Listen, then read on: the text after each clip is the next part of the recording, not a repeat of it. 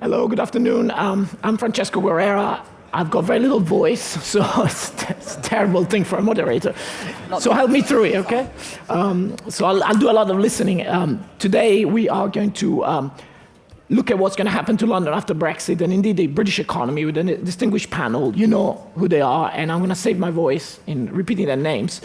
So we'll go straight into it. The only thing I would say at the end, 10 minutes, we will open it up to questions. So prepare questions, be ready, ask contentious questions, and hopefully we have a great debate. So without further ado, I'm going to start with the only pro-Brexiter in the panel, although perhaps not in the room. Howard Shaw, are you worried that the vote will really trigger the end of London and a severe downturn in the British economy? The end of the world. Something like that. As we know it. Well, as you know it. British words. I'm not sure whether it was Churchill or he probably stole a line from somebody else. The only thing to fear is fear itself, isn't it? Yeah. No, I think, look, if people sitting in the room, I just wonder how many people would imagine in 50 or 100 years that in all likelihood London isn't still one of the great cities of the world. You know, up there with New York and Shanghai. I would doubt that most people would project that other European cities would be above London in that respect if they were honest with themselves. I mean, we have a substantial business in Germany, an office in Berlin, we have offices in Amsterdam, Luxembourg, they're all, you know, great cities, and we enjoy very much doing business. But it doesn't detract from the fact that I think London, in most people's minds, is likely to be the international place and primary destination within Europe for the foreseeable future. So let's ask one of the contenders to the throne how they feel about that. So Hubertus, Frankfurt. Everybody says Frankfurt has won the battle to replace London. Is that how you feel? And what is it that you've taken from London or will be taken from London? We definitely don't feel that way. And I think on what, first of all, we can agree, London is not going to be falling. That's right. For sure. And the other thing is what we said right from the beginning, we don't think that Brexit has any winner. So it's Europe, which is going to lose the UK. It's Germany that's eventually is going to lose part of the market access, and it's definitely also the UK to lose. So despite that, what we've said, never waste a good crisis. I mean, sounds eventually familiar. So we said, okay, we'll take the best opportunity out of that, and as it stands now, we have the commitment of 4 out of the 5 big US banks, 4 out of the 5 big Japanese banks, as well as a few other, in total 15, that's going to set up their new European headquarters, provided there is a Brexit.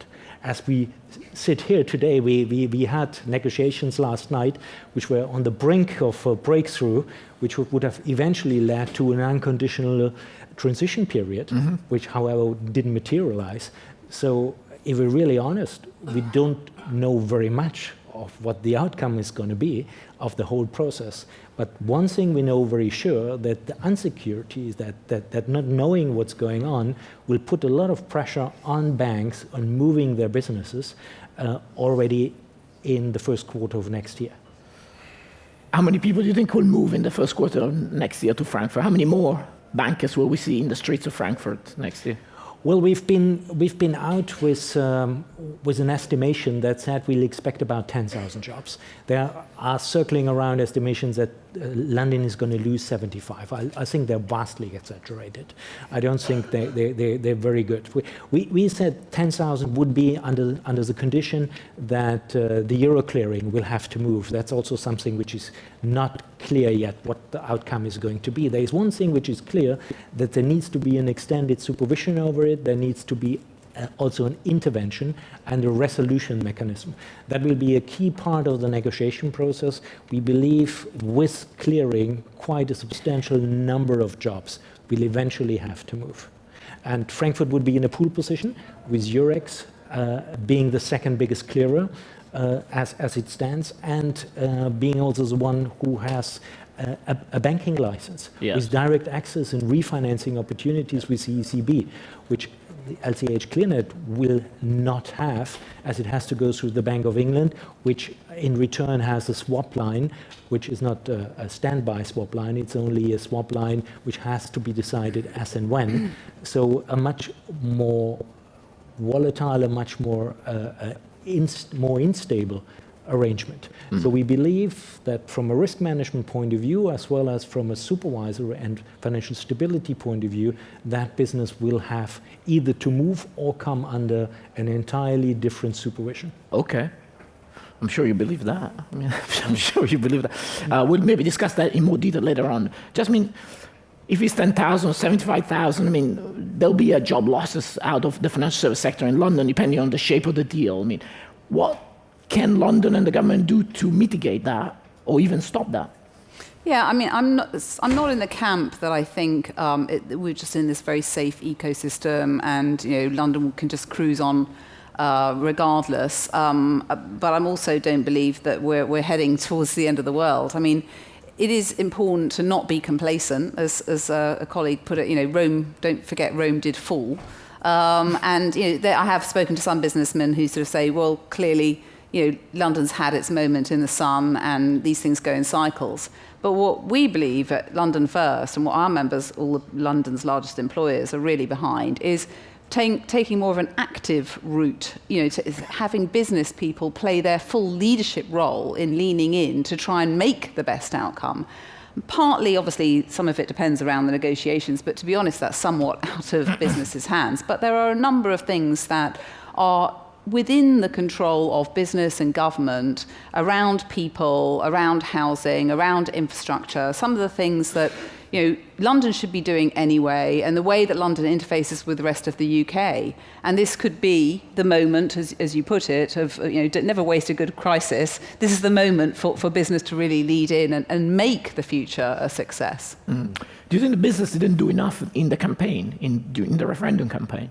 They weren't vocal enough of the Well, I mean, I think what's really clear is that business has just absolutely got with the programme. I mean, after the results of the campaign, I mean, I think the whole country was sort of, having to get their head around the new reality, but pretty quickly. I mean, business is very pragmatic, and what they've been calling for all along is just a little bit more certainty. But what's been quite interesting to watch is that, of course, we haven't had more certainty. We've had more uncertainty. We've had then the snap election, a surprising result. Yeah. But business continues to stay focused on doing what business does best. So I'm quite impressed with the resilience of the business community here in London. Yeah.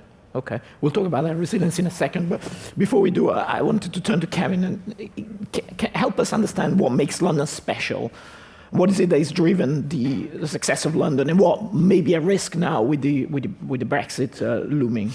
Well, one of the things for us is that a key element for London is really people. Is that London has functioned more effectively as an international center of attracting talented people, of making those people feel at home even if they don't feel like they can afford that home, and being able to not only blend together what had been a tremendous amalgamation of people from the Commonwealth and otherwise, but a tremendous number of people from the continent.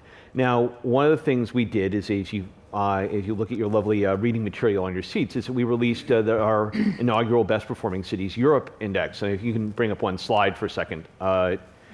Just the reason I think it's important to talk about that as an illustration of what makes London special is the fact that London is, in fact, is the Eurostat's designation of inner London East, as that's the way they divided up the metro, is that the core of London is not only, if you look at the statistics, which are the most recent ones that Eurostat's had available, so I apologize if a couple of them look a little bit older and a couple look a little newer, but the reason it's important is that London, on the edge of Brexit, before Brexit actually happened, and even quite honestly, if you look in the job growth even after, leading up to after the vote, is that it had been doing better than any other large metro in Europe. And this is incredibly important.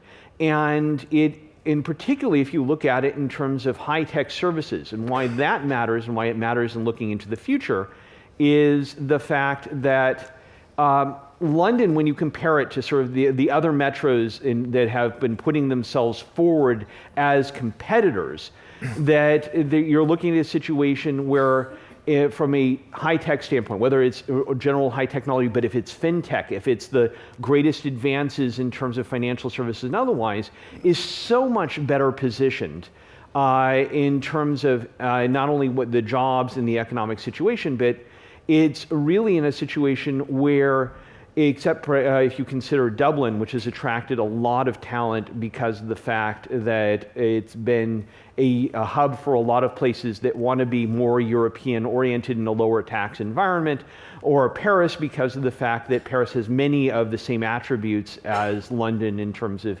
feeling international, being a highly desirable place to live, and also not an inexpensive one. Then you look and say, that London's ability to attract the new skilled individuals is incredibly important. Now, what could change from that, and what's really important about Brexit, is that if the talented people from the continent are not able to stay, or just as importantly, if they're too scared to stay or to come, then London loses its appeal for a lot of different, not only financial services companies, but affiliated companies that benefit from that concentration of talent. And it positions London in a situation where it is not necessarily going to thrive as well as it has. The other element that's important is that London has been an incredibly educated population. It actually, if you look at its share of working population with a tertiary education, it not only thrives over all of its competitors, and forgive me, sorry, Frankfurt doesn't do nearly as well on that the indicator, but it says that there's a tremendous well of skilled and talented people, both locally who've been drawn into London and who've come in from outside. Brexit is definitely going to reduce some of that appeal for a number of skilled graduates coming to London. There's no doubt about it, but how it is handled and how it's being handled now and how it's going to be handled over the next few years will make a tremendous difference on how bright London's future actually is. So just a quick question on that. Is that a message of resilience then, what we were talking about before, or is it a message of vulnerability, right, that people will leave? It's, to some degree, it's both. The resilience, the core of the resilience is there, but you can still, any resilience can be damaged if the management of the situation is poorly handled enough that it scares people away. Okay. So Bruce, you are at the head of a very interesting institution. It's quintessentially British and yet international, right? Iconic building in London, Lloyd's of London. So how do you see, from your perspective, how you're going to handle Brexit at Lloyd's, and what are you going to do about some of the issues we're talking about here? Well, I think the overriding focus is one of pragmatism, so dealing with the deck of cards that you're playing with, addressing the issues that are put in front of you, and of course the most difficult aspect of this today is the uncertainty around the outcomes. And so in common with most other financial services businesses in the United Kingdom, we are trying to make sure that one way or another we preserve access to the European Union after Brexit. And so specifically with respect to Brexit, we have established a business in Brussels to look after our access to the European Union post the event. It's not as efficient as our current ways of working. We are trying to minimize the inefficiency and friction that will occur as a result of setting up this subsidiary, and as has already been commented on, it's very unclear to what extent we will need it. And then once you have your prospective focus on what happens post March 2019, a lot of attention turns to the issue of contract certainty in the intervening period, because there is business being written in London and at Lloyd's today that will have potential for claims, for instance, after March 2019, and there is no agreement yet that those claims can be paid. Because the payment of claims is a regulated activity and the new regulations don't exist. And so the issue of transition is also important, but mostly for Lloyd's around the issue of contract certainty. So why do you pick Brussels, by the way, not Paris, Dublin? So we had a pretty objective look at several European capitals as to where we wanted to base ourselves. There's There's some wholly untrue suggestion that our commercial director is Belgian, and so we ended up in Brussels. But actually, What's we were untrue that he's Belgian? incredible. He's Belgian. He is Belgian. Yeah. But he's not. We had a very open mind about where we wanted to be. And I think fundamental to this was to have a robust regulator, neither too hot nor too cold, and I think there are versions of both of those across Europe. I think secondly, access to London was important to us, and so having the train as well as the plane is an attractive feature of Brussels, as it would also have been for Paris. I think the ability to say that you are at the heart of Europe has an attractive label to it. Interestingly, Belgium offends nobody. If you pick Frankfurt, they want to know why you're not in Paris, and vice versa, but everybody kind of understands why you might choose Belgium. And actually, most importantly for us is that Lloyd's is a marketplace and therefore a rather unusual animal in terms of its structure, and we needed a regulator that was prepared to invest time in understanding our model to put it under their regulatory scrutiny. And the Belgians invested more time than any of the other European cities that we spoke to in trying to accommodate what we needed to manage a marketplace under the rules of the National Bank of Belgium. And so Belgium came out not by a long way, but by some margin as our preferred location. And I have to say, since we made that choice, we've continued to have very constructive interaction with the government of Belgium and the Belgian regulators in trying to put our operations in place there. We have applied for our license. We don't yet have that license, and obviously once the license is awarded, we will move to building infrastructure around that license. I think it's a smart choice. It wasn't the only choice. I was in Paris a couple of weeks ago, and the Parisians were very noisy about why we didn't choose Paris. But they've only just moved into a position where they have a more business-friendly environment. Certainly at the time we were making our choices, that did not exist, and I think most people might want Paris to demonstrate its business friendliness for a more sustained period of time than they've been able to show yet since the election of President Macron. But that's why we chose Belgium. And you weren't, as someone who's lived in Belgium and paid their enormous taxes, you weren't put off by their ridiculously high taxes? Or the highest income tax in the world or something? Well, there is lots of taxation around, and taxes change as well. Okay. I think we went for what was best for the business. It's very difficult, I think, to try to adjust for individual circumstances in terms of where and how people work. So you're right, the taxes are high, and we will pay them. But the taxes have been getting higher here, and we've been paying them too. Excellent trams, though. Very good trams in Brussels for those taxes. So, Howard, I have a question that is comes around a lot when you talk to people who supported Brexit in the business community during the referendum. Essentially, it sounded like you supported a soft Brexit, right? You wanted to leave the European Union but retain an engagement with the European Union. Is that correct? Look, this soft and hard is an invention of the media. I mean, I don't think you can see it in black and white in those simple terms.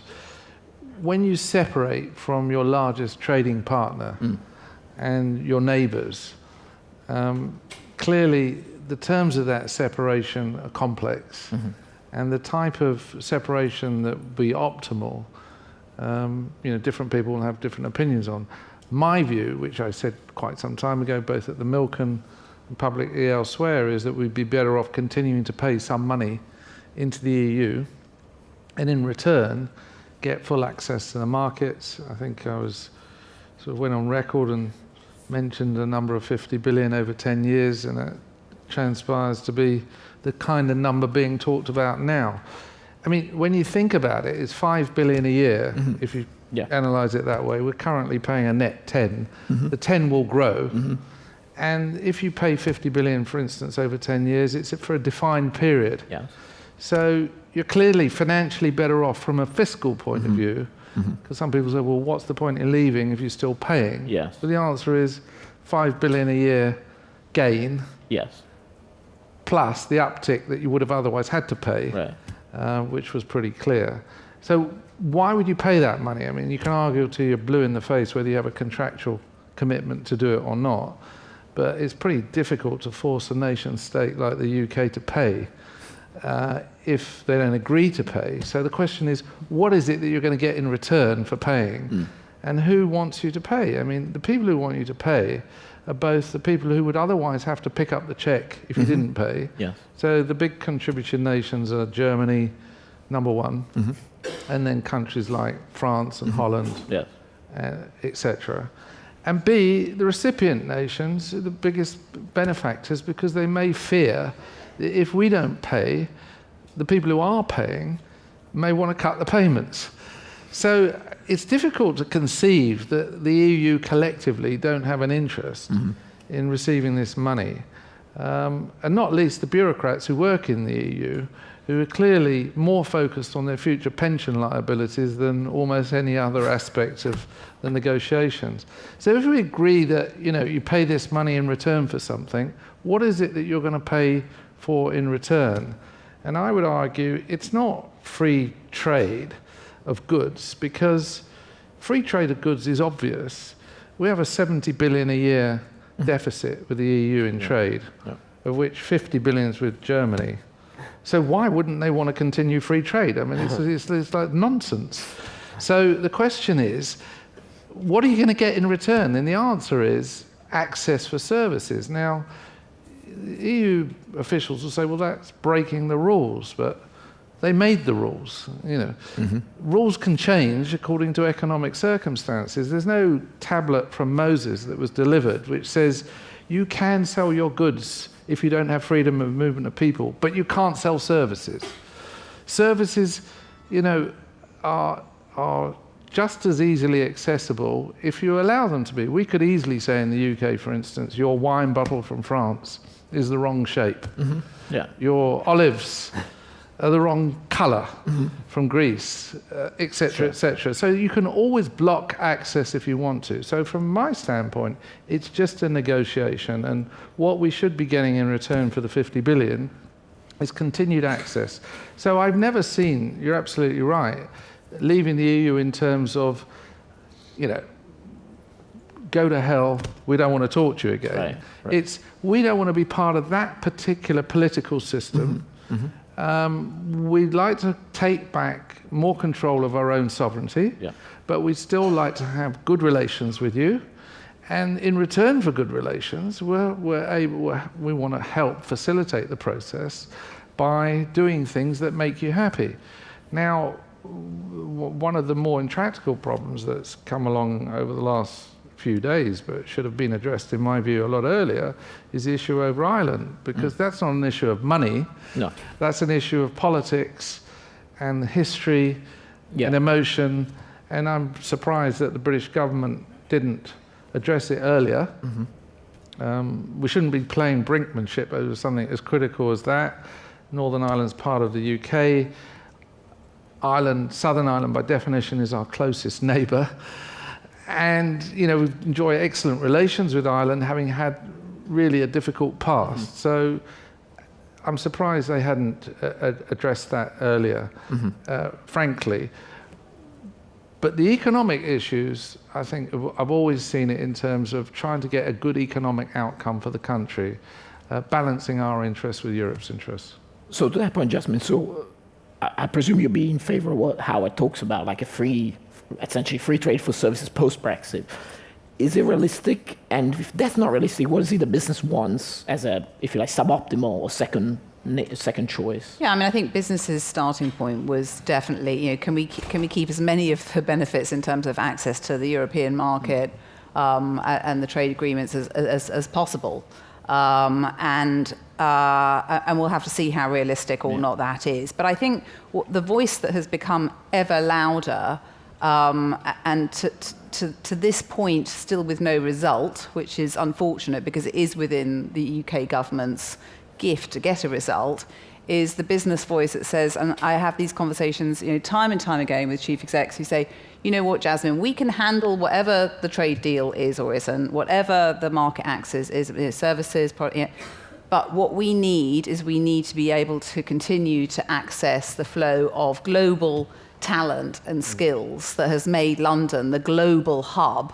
that we all benefit from, that all of us and the whole of the country benefits from. There is a recognition amongst business that they also need, particularly some sectors, that they need to do more on skills development for young Londoners in particular, where we've seen shortage occupations like construction and hospitality. So there is a recognition and there is a willingness and plans afoot to do more on that front right now. But that can't happen overnight. So what the voices that's getting so loud now and trying to get through to government, and on the face of it, government saying yes, we're listening, is the need to not turn off the taps to that talent. The reasons that we were hearing earlier that London has become at the top of the charts in Europe and arguably in the world as well. That tap cannot be turned off. And partly that's about government just making a unilateral decision. It doesn't have to be part of the negotiations to just guarantee rights, which is within their control, and also stop messing around with students, which the UK population all recognise that students are not migrants. Poll after poll is quite clear on that. So there's those two, what our business leaders called quick wins about a year ago that they were looking for, and they still haven't been done. And then there's what can happen in terms of a post-Brexit immigration system, which I think is manageable in terms of doing a bit of a deal with a bit of a sliding scale in terms of a longer period of time for those shortage occupations. I mean, I think there's understanding that the high pay, high skill, we're talking about financial services, some of those sectors will have the visa system that's in place. There's also the exceptional talent route that's just been doubled. But it's those essential workers that keep London working. That's the deal that needs to be done, and that can come afterwards. So that's what business is really looking for right across the piece, whether it's professional services or hospitality, construction, the science sector, the media, tech. Everybody's in violent agreement on that front. So I want to ask Kevin's opinion on this, but why has it not happened yet? Why hasn't there been this obvious, I think logical? There's lots of reasons, political reasons. Right. But I think one of the things that we're trying to get... When I talked to him, I was with a minister this morning and making exactly this argument. And what I often hear from government is, don't worry, Jasmine, it's all going to be okay. Those EU citizens are going to be allowed to stay here, and those students, we've got no cap on students. We want bona fide students to continue to come in, international students. The trouble is, even if that's the case, and I tend to think that we will, because it's in, the logic of landing that is overwhelming. In the meantime, there's this very negative mood music. I mean, there are people, there are businesses who are very concerned about losing their EU talent on the sort of the shortage occupations. We've had many cases of where people going home for the holiday periods, and everyone's worrying about it again now for Christmas, and then not coming back in the new year. But at the higher end, there's the concern about the best people have choices as to where to go. Yes. And also, where are the young people choosing to go? Yeah. And increasingly, there's a lot of talk about, we haven't talked about Berlin, but that's where young people are talking about. So there's a number of reasons, I think, why it hasn't happened yet, but we're going to keep on the case. Is there a perception problem already? So young Europeans don't want to come because of the uncertainty and the danger that it might be kicked out? Or? Well, it's definitely already happening. Perception is a huge issue. You talk about negative mood music. I keep on getting this head that somehow somebody turned on the Sex Pistols and the Clash as their theme for the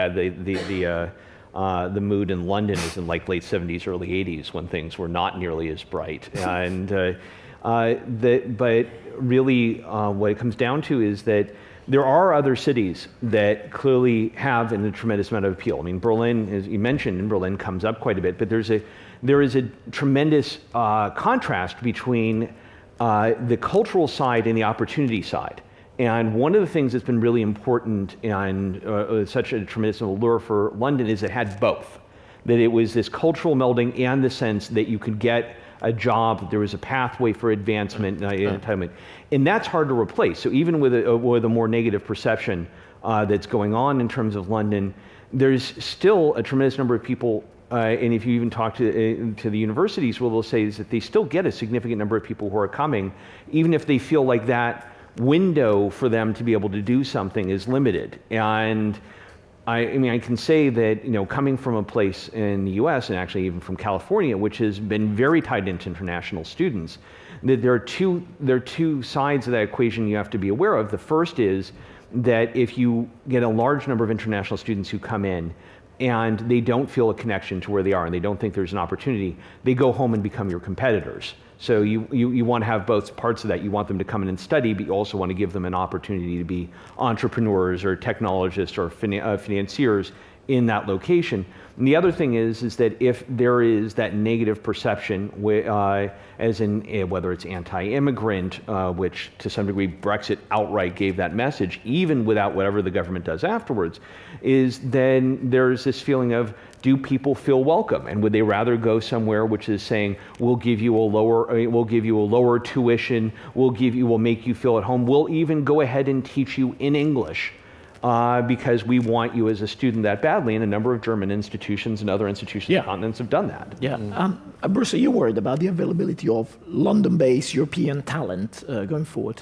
I think that's incredibly important. It's one of the differentiating characteristics of London. It's one of the reasons why London, in many senses, doesn't belong to the United Kingdom. It is genuinely a world city where you travel on the tube and everybody is speaking different languages. And people from abroad feel very comfortable in London because they find other people like them. And it is an incredibly cosmopolitan environment. I kind of agree that there is an overlay of slightly more negative mood music in the short term, but most of that doesn't come from London. It comes from the more remote parts of the United Kingdom, which already has an issue with London anyway, independent of Brexit. But it's going to be hard for anywhere else to replicate the cosmopolitan nature of London's environment that has been created over the last 40 years. And I think it is genuinely a much more receptive city to international migrants than almost anywhere in the world, not just in Europe, but anywhere in the world. And I think that is something we have to hold on to. Certainly the food's got a lot better since we invited people to come into the city. You're welcome. You're welcome. You're welcome. I'm from Italy, so yeah. And I think I don't think there are very many people who live in London who would unwind that because of all the benefits it brings. But can I just pick up on your point about London? Does it belong to the UK or not? Because I think that's a problem if that's the case. And I would say, as London First, that was set up 25 years ago to make London the best city in the world in which to do business. I think the organisation really did focus on London competing with, Paris, Frankfurt, New York, etc., Shanghai, and so on, but didn't think enough about our capital, about how is our capital working with and for the rest of the UK. So since joining myself after the referendum vote and having all of us had this wake-up call, that's very much become a part of our ongoing agenda. So we're making common cause with, actually all of our business members have businesses right across the UK, and they want the other city regions in the UK to be successful. And whether it's the Northwest Business Leaders Group in Manchester or Northern Powerhouse or Midlands Engine, actually the agenda and what those business leaders are concerned about, it is about people and talent, it's about housing, it's about infrastructure, rail is a big issue, and we can make a lot more common cause working together than being pitted against each other. So I think it's important we kind of change that dynamic about London belongs to the rest of the world. Sure, it does, and that's fantastic, and we should be proud of that. But it also belongs to the UK. It is our capital, and we should make British people proud of that. Let's hold on that thought for a second, because I want to explore that in more details. But I want to bring in Hubertus here. So I want to flip the question and ask Howard. So presumably you guys are praying for a hard Brexit. The harder the Brexit, the better it is for you. Not at all. Why?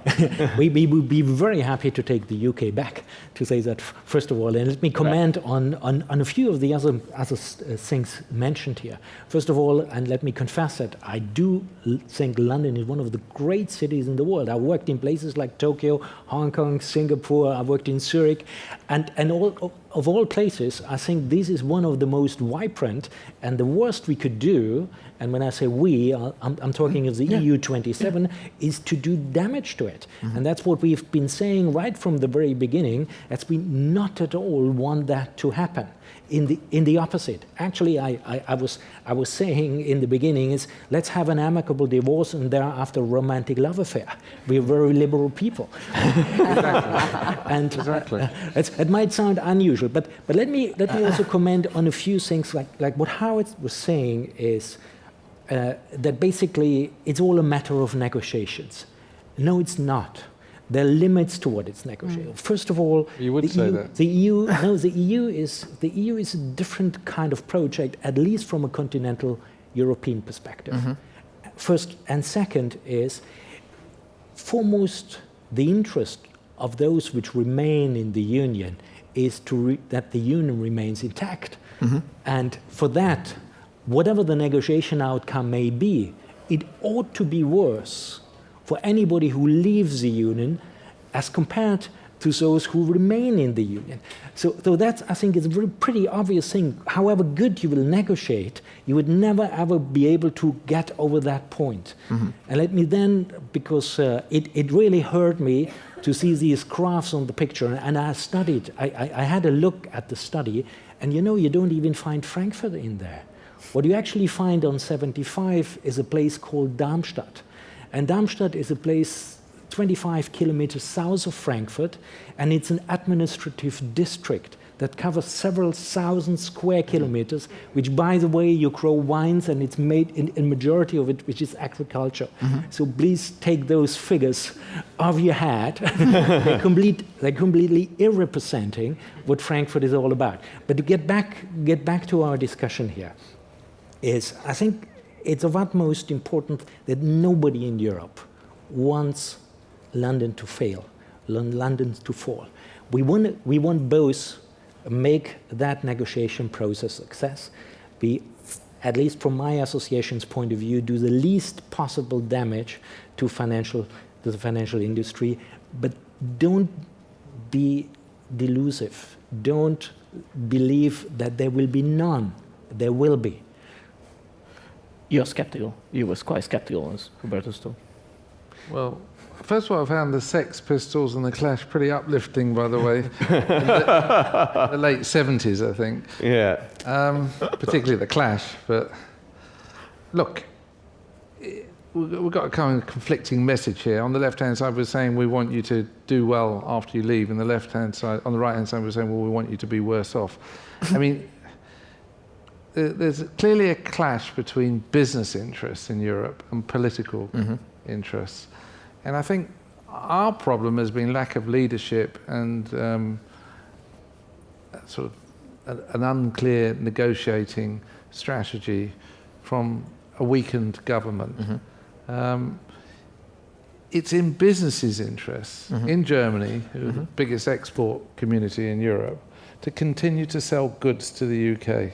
Sure. So reaching behind the politicians and explaining to the business community that you will no longer be able to access our market freely, not putting a small tariff on, but you will no longer be able to access our market freely unless we can access your market freely, is a pretty clear message. It's not a threat, it's just an obvious statement. You sell us goods, we sell you services, it's all worked out very well.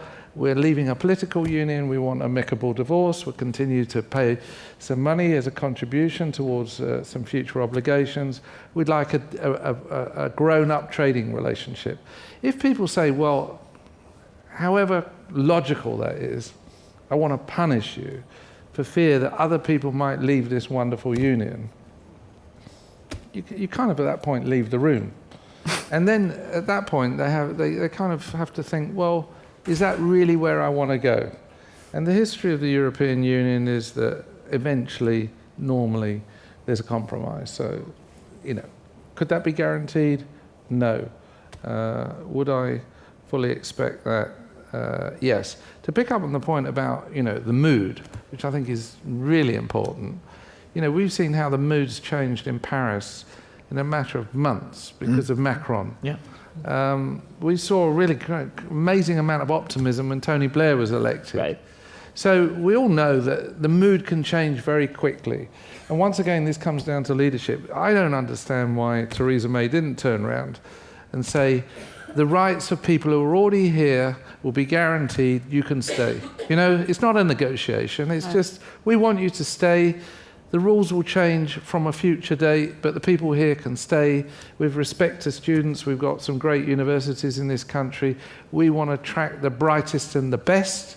We want to attract them based on merit, not if they happen to be born in Bulgaria rather than Albania. You know, just on the other side of the border, who cares? That shouldn't be the criteria by which we admit our best students. So it's a lack, once again, it's a lack of leadership and it's a lack of a clear message, but it's perfectly possible to change that very quickly. So a question for both of you then. It seems that one of the elephants in the room is that business quite likes immigrants, right? But actually, a great part of the British electorate doesn't. So that's what the Prime Minister or the government is responding to, right? I think you've got to understand, look, you've got to understand the whole picture, which is we, post-2010, we were the fastest job creation machine in Europe. We created as many jobs as the rest of Europe put together. And consequently, we had mass immigration, mainly from Eastern Europe, in mainly low-skilled jobs, mainly. And those people are also accessing social welfare in the UK, which is probably more freely accessible than many countries in the EU. So they were getting access to healthcare, education, housing, and in some cases tax credits, and in some cases child benefit, and even sending child benefit back to the country of origin if their children were living in other countries. So that was hugely unpopular with the British public. That's not to say that you couldn't have a smart immigration policy. What the British public were against is uncontrolled immigration together with free access to welfare. And it was that combination that was very unattractive for people who are living on the edge. Fair enough.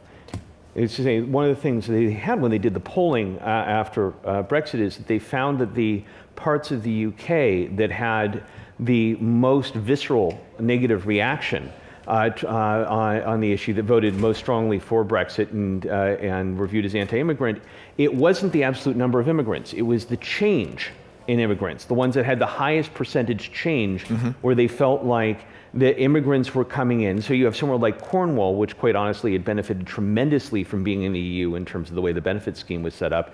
But the number of immigrants coming in, it wasn't a huge absolute number, but it was a tremendous change in terms of you know, if they went up by 200, 300% over a 5-10 year period, that meant that there was a perception that Eastern Europe was encroaching on their way of life, a way of life that had managed to stay rather resilient throughout a number of different upheavals and economically and otherwise. And that perception is still very strongly there. It's still, I mean, it's still there in the Tory party. And you know, the fact, and we talk about London and we are focused on London, but one of the things, a couple just things going back to the study is that there were several other metros/regions in the UK, pretty much all in England, that did well, and most of them are centered around London, so like Oxfordshire or down around Southampton. But you know, some of them, like up around Leicester, were not as close. You know, Leeds has done incredibly well. But the same polling that's still found is that there was this split, not just between London and the rest of Britain, but between some of the key urban areas that were doing well and the rest of the country, and where they felt like they were getting saddled with this immigrant issue suddenly, where they had never really run into it before. So in about 5 minutes, we'll go to questions. So think about your questions. I want to get to Bruce in a second. I'll just ask you a question directly, Hubertus, on the Frankfurt problem as perceived by the financial services industry, right? One, it's very boring, very, very boring. So I want you to address that. There's nothing to do. There's no comparison with London. The theaters, the sports, right? I could read even that you can't even have a beer after work. And secondly, that the infrastructure is not there. You know, there's not enough schools, English schools. There's not enough housing. There's not enough office space. So, what would you respond to people who say that? Well, let me start with the later.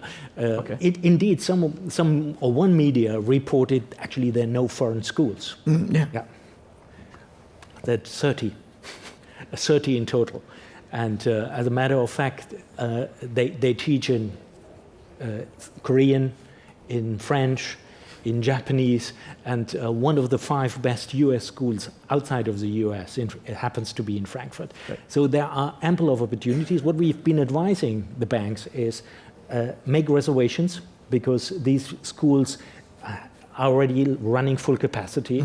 So make sure you will have enough space. And what we've did is we've created another 1,000 additional spaces in international schools, which are now up. Okay, now to the boring part. Right from the beginning, I said, okay, if there is any banker who is interested in moving, who could tell me any arts or whatever he is interested in cultural activity, which the city doesn't offer, I owe him a public apology. Not yet anybody took it up.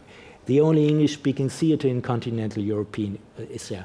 The biggest techno event in all of Europe is there.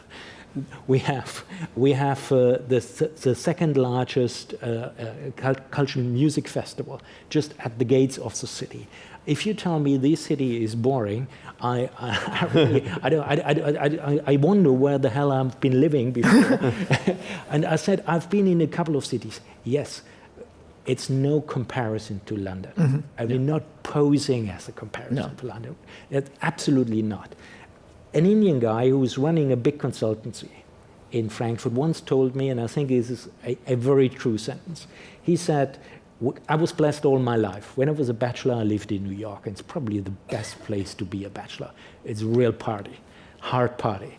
Okay. And when I was freshly wet, I moved to London. I was running the operation in London, and it's the city with the best culture, offers, and opportunities. My wife and me, we loved it. We loved the city. And ever since we've children, we moved to Frankfurt, and we came to the conclusion that this is eventually the city that is the best place to raise the children.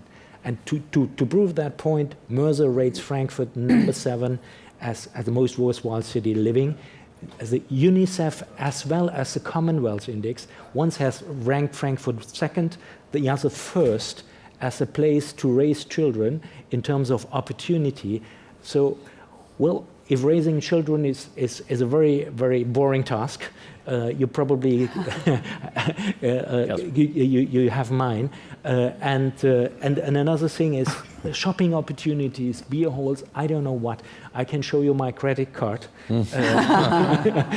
and you can see what the hell you could shop. Okay. Jasmine. Yeah, please.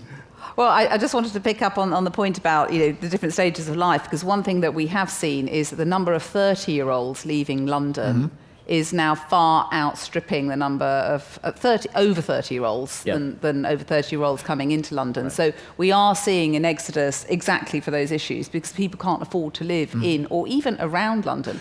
And we touched on it a couple of times. I know it comes out in the report, but there is this issue, I think I mentioned it as well, this issue of housing. And it's something that, again, is not caught up in the negotiations. It's an issue that has been there, bubbling along, coming up the agenda. It used to be just for the large employers, who had big workforces, sort of lower paid. Now it's your professional services and your law firms, and actually a lot of bankers, not the top, obviously, well-paid ones, but, a lot of the support staff. So it is a real issue. It is good that we saw in the recent budget and the conference speech of the Prime Minister in the recent budget, also at the mayoral level, housing is further up the agenda now than it has been, but it's still nowhere near where it needs to be. So London's only building 24,000 new homes every year, which might sound like a lot, but to keep pace with that growth that creates the economy that we're all benefiting from, it should be building 66,000 new homes every year. Yeah. So it shows you that there's a really big gap, there's a really big challenge there ahead of us. And again, that's something that business working together with government at a capital, at the city hall level and at a national level, could get on top of. We have done in the past. Other capitals have done that. We could get on top of it again, and that's what we want to see. Yeah, just one thing is just in context for that, I actually moderated a discussion we had a couple of years ago at the London Summit talking about urban issues, and housing in London came up, and somebody made the point that the British government actively discouraged people from living in London and tried to get them to move out of the suburbs after World War II, and that London's population actually went down by more than 1 million people. And the fact is that, in the entire period, for decades, there was no active program to build more housing in London, so we just finally caught up with that. Excellent. So, questions? Yes. Matthew. Just say who you are and if you're addressing it to a specific member of the panel, please. Sure. It's Matthew Elliott from Shore Capital. We've heard a lot about the issue of Brexit and London's standing in the world. But what about the issue of the possibility of a Jeremy Corbyn-led government? And do the panelists think that's a bigger or smaller threat than Brexit? All right. Who wants to take that? Bruce, I think it's a very real issue. So I think as a political matter, it seems to me to be very difficult for Theresa May to deliver any kind of outcome that both parts of her party are happy with, whichever line we go down. And so the Conservative Party will continue to be split by this issue long after the resolution of it. The country will blame the Conservatives for having held the referendum in the first place, and then blame them for the outcome. And so I think it feeds straight into Jeremy Corbyn's hands, and all he has to do is sit on the sidelines. And so whether it's a threat or not depends on your politics, but it's certainly a very real outcome of these negotiations. We shouldn't forget that we've got a very, very successful Labour mayor at the moment, whose popularity rankings are still right up there. Yeah. But I think it does come back to that perception issue. The issue with Jeremy Corbyn isn't necessarily what he will do, but people's uncertainty about what he might do. And that's the main thing that would throw things off. That, and I have to just say this, it would change the mood music to Billy Bragg if we're going to go to 70s. Well, I'd love to know whether these two fellow Brits voted for Corbyn, if that's the way they express their lack of fear. Are you willing to share? Do you want to share? Well, London First, as you can imagine, we work with all political parties, and we have done for many years, and we will continue. So we had Ken Livingstone as our first mayor, then moved on to Boris. Now we've got Sadiq, and actually, again, it comes back to that sort of pragmatism of business. We'll work with all political parties at all levels. That's exactly right. That's what you have to do. And that's why, when people ask where business was at the point of the referendum, it was very hard for businesses to stand up. Half of our employees were going to vote in, half out. Half of our customers were going to vote in, half out. Yeah. It's very hard for you to take a position, and particularly if you take a position and then you're wrong. So it's not surprising that business deals with the output of these things and tries to manage its way through them. And I have every confidence that business will do that.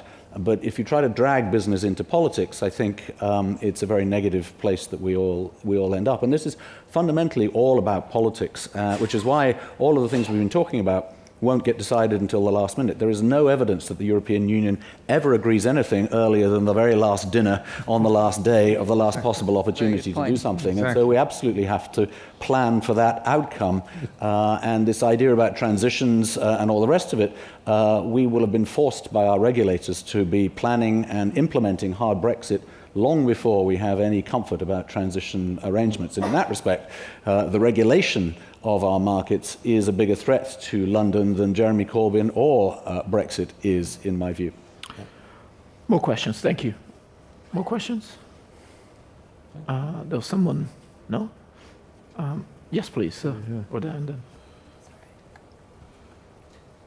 This lady over there. We'll go to, absolutely. Oh, sorry. An Indian Nath with Middle Asset Management. My question is, do you think most businesses have assumed, just as a matter of prudence, that that a hard Brexit will occur, and if it doesn't occur, then it's just, it's better than what they expected? Have they already started to make preparations? Or what's your perception of, from a practical perspective, regardless of what people think, what have they actually started to do in terms of jobs, moving to other places, looking It's for other already happened. If you work in financial services, the regulator insists on it, both in terms of it's not just about your plans, but what building have you commissioned in Frankfurt? What schools have you reserved for the employees that you're sending to Frankfurt from September 2019? And it doesn't matter whether this is the PRA or BaFin. These conversations are happening on both sides. So all of these firms are obliged to make these investments in the hope they may not come about.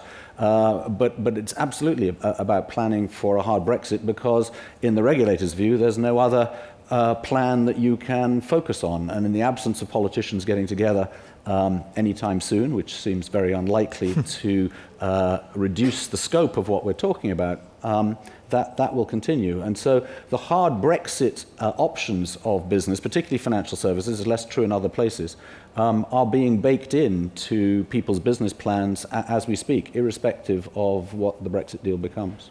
I couldn't agree more on that. What you hear over and over again, we have to prepare for the worst and then hope for the best. I think that's the key, though, isn't it? In financial services, where the regulators force large financial institutions to make these contingency plans, it's very different from other businesses which have the flexibility to take an informed view, as you do in all other aspects of business. I mean, I think what might make a difference there in the other, because I totally agree on the financial services side, we've all seen that happen, and those what started out as contingency plans will end up being put into action because we can't wait anymore. But I think that, I mean, we did a survey, London First did a survey with one of our members, the other Lloyd's Bank, and we surveyed 1,000 companies and asked a whole bunch of questions about particularly focusing on transition, and if they had clarity on transition, what difference would that make? And the feedback that we got was that about 50%, just over 50% of businesses had hiring and investment decisions or investment decisions on hold. So they were just sort of waiting and seeing, but they felt that they would be able to release those decisions positively if there was clarity around the transition deal. Now, it was a bit split. Some felt that if they wanted a transition deal by the end of this year, which clearly isn't going to happen, but if they had clarity on what the transition deal was going to be by June next year, that would enable some of those decisions to be unblocked. That's the non-financial services. Insurance business that gets written on the 1st of April 2018 will still be in force on the 1st of April 2019, post-Brexit. So the issue of transition is already far too late in terms of people's contingency planning around these issues. And in terms of the comment I made earlier, contracts already in force will have claims and other issues, loss adjustment, etc., post April 2019. So every day lost around this transition period, and too many days have already been lost, pushes this contingency planning into the hard end of Brexit. But can I just say that, SMEs employ 60% of the private sector workforce, and over 90% of those SMEs don't do any trade with Europe at all. Yeah. So in terms of the wider economy, what are people doing to plan? I would guess not that much. Not at the moment. We have about 2 minutes, so a question here at the front, please. Right here at the front. Sorry, my name's Lucy White from City AM. At lunchtime, David Miliband raised the prospect of having a second vote when a deal is agreed. Do the panelists think that this would be a good idea, or would this create more unwelcome uncertainty? Second vote. I spend a lot of time on the continent, and almost everybody asks me when we're going to come to our senses and think again and decide to stay. And this is also true when I go to Asia or North America. And I replied by acknowledging that there is a European Union habit of having people vote as often as necessary to get to the right answer. But this isn't actually a practice in this country, and I don't see there being another referendum. I think we're all focused on the nature of Brexit, and we've accepted the vote as it is, whether you won or lost in that debate, and it's now a question of just trying to execute. The French think we're desperately unromantic in articulating that very British pragmatic view, but I think that's where most people now are. And in fact, I think one of the big problems for 2018 is that exhaustion is going to set in around Brexit. I'm already exhausted, and we haven't got to 2018. And the endless discussion of the same issues without any resolution. And so, although from a transition point of view, 18 months doesn't feel like a very long time, in day by day, this is going to feel like an eternity. The other point that George Osborne made at dinner last night, which I think is a really well-made point, I mean, clearly he was the key person behind the Remain campaign, but nevertheless he made the point that actually public opinion has barely changed since the vote. He was saying that. Yeah. So had we had a situation where it was now 65 in favour of remaining and 35 leaving, it would be different. But I think he was saying last night it's still broadly 50-50, too close to call. And those would not normally be circumstances where you'd have another vote. So I don't think there's any political pressure to do that at this stage. Jasmine? Yeah, I mean, I'm hearing exactly the same as what we're hearing on the panel from our business members. There's no expectation. Right. I don't think anybody's ruling it out, but nobody's planning on that basis either. Right. Robertus? I think it's highly unlikely, and in the very beginning, I said pretty much what you confirmed is that the United Kingdom would not do a Greek, which is hold a referendum and thereafter do the opposite. So what we've seen in the Greek referendum. So what I would say to that point is, I'll see it as an option if the mood might shift. will significantly change. But this is a big if, and it is a low likeliness. I'll probably put it at the most at 20%. But with the transition, that may be a real option. I recall in the beginning when we had these discussions about the referendum coming up, I had a lunch with your ambassador in Rome on one of the beautiful terraces. It was summer 2015, and nah, forget about that. We'll have it all under control. We've got a plan, and we do this and this. And I remember 3 months up to the referendum, the vote was pretty clear in favor of Remain. And it only happened in the last couple of weeks where the momentum went towards Brexit. And so things may change, and I think it's always dangerous to rule out real options for the very future. And a new vote is a real option, provided certain things do not turn out the way Brexit voters expected them to be. So another incentive, which at least from the union points of view would speak in favor of keeping the doors open at the one time, and at the other time really to take the time for the effects to be felt and seen. Okay, excellent. Yeah. And but we unfortunately are running out of time. But you can tell us what you thought the mood was like in music. Yeah, exactly. I was going to say, is that you're cutting me off on my last metaphor, but otherwise, I agree. Is that I think something dramatic will have to happen to make it. Well, give this panel a great applause. It's great.